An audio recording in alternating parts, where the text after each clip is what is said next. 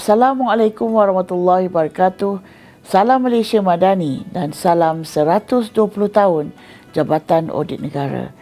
Alhamdulillah, setelah sebulan kita menunaikan ibadah puasa di bulan Ramadan, kini tiba masanya kita menyambut Syawal yang penuh kegembiraan dan keberkatan.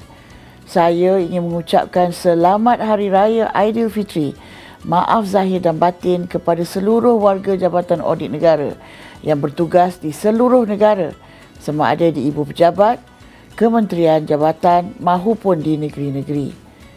Aidilfitri bukan sekadar perayaan tetapi medan untuk kita memperkukuhkan ukhuwah, memperbaharui tekad dan menyucikan hati kita daripada segala kekhilafan. Semoga Syawal tahun ini membawa keberkatan, mempererat silaturahim dan menyuntik semangat baru untuk kita terus berkhidmat dengan penuh integriti dan kecemerlangan. Selamat Hari Raya Aidilfitri, maaf zahir dan batin.